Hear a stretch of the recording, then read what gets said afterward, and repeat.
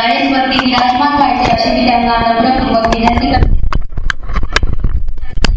सूचनेला मी सर्वांच्या वतीने अनुमोदन देतात.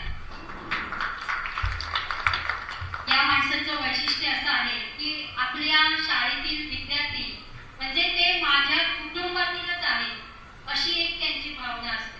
शाळेमध्ये कोणताही कार्यक्रम असो, परीक्षा असो किंवा विविध स्पर्धा असो, त्याच्यामध्ये माझं योगदान काय हे त्यांना न सांगताच कळतं. हे कुठे संवेदनशीलता हा गुण त्यांच्याकडे आहे. त्यानंतर मी या ठिकाणी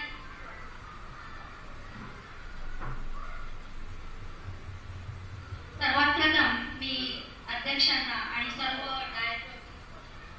डायसवर विराजमान असलेल्या सर्व मान्यवरांना विनंती करते की त्यांनी प्रतिमेचं पूजन करूया. आदरणीय ज्योतिबा फुले आणि सावित्रीबाई फुले, यामध्ये सावित्रीबाई फुले की ज्यांचं आपल्या या सर्व मुली ज्या दिसत आहेत, भगिनी दिसत आहेत आपल्या शाळेमध्ये, या शिक्षिका बनल्या. पुढे ह्या पण याच्यामधून सुद्धा शिक्षिका बनतील. ज्योतिबा फुलेंचं योगदान आणि त्यांच्या पत्नीला त्यांनी प्रथम शिकवलं आणि त्या महिला शिक्षिका झाल्या आणि म्हणून आज ही जी महिला वर्ग शिकत आहे, पुढे जात आहे. अंतराळयानामध्ये सुनीता विल्यम्स याही जाऊन आल्या.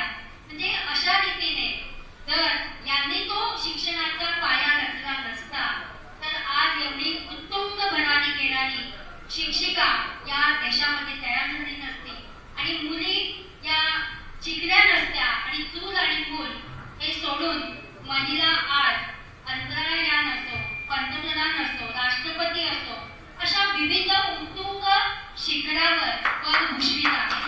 त्या ठिकाणी सावित्रीबाईंचं पूजन झालेलं आहे आणि या कार्यक्रमाचं उद्घाटन या ठिकाणी होत आहे. सर्वांनी एकदा जोरदार टाळ्यांच्या गजरामध्ये प्रतिमेचं पूजन उद्घाटन सगळ्यांच्या हस्ते होत आहे. त्या ठिकाणी पूजा होत आहे. तर सावित्रीबाईंना आपण कधीही न विसरू शकत नाही. इतकं महान कार्य या महिलेकडून झालेलं आहे आणि ती महिला असून देखील त्या काळातल्या गोष्टींना मागे सारून, त्या काळातल्या अडीअडचणींना मागे सारून स्वतः हे पती पत्नी विद्यार्थ्यांना शिकवण्यासाठी पुढे आले. म्हणून प्रत्येक कार्यक्रम प्रसंगी आपण सावित्रीबाईंचं सरस्वती मातेच्या जोडीला पूजन करत असतो. म्हणजे ती एक देवतेचं स्थान आपल्या मनामध्ये आज निर्माण झालंय. तर सर्व मान्यवरांना मी डायसवरती विराजमान होण्यासाठी आमंत्रित करते. त्यानंतर या ठिकाणी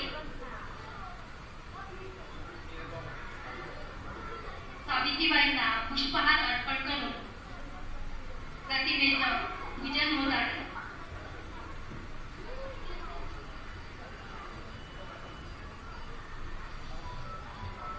या ठिकाणी या जिल्हा परिषद शाळेतल्या विद्यार्थिनी स्वागत गीत म्हणत आहेत. स्वागत गीतासाठी त्यांना मी आमंत्रित करते. मान्यवरांचं आणि सर्व उपस्थित मान्यवरांचं, शिक्षकांचं स्वागत करण्यासाठी या शाळेतील विद्यार्थिनी आपल्यासमोर येत आहेत. स्वागत गीत.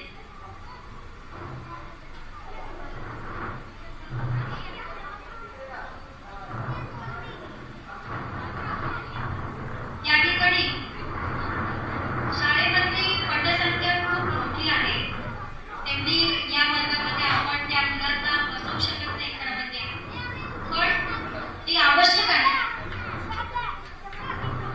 सर्वांनी कोळी सरांना मी विनंती करते की आपण या ठिकाणी डायसवरती उपस्थित करण्यात आहे. आता सर्व मान्यवरांचं स्वागत गीत या ठिकाणी स्वागत गीताला सुरुवात होत आहे.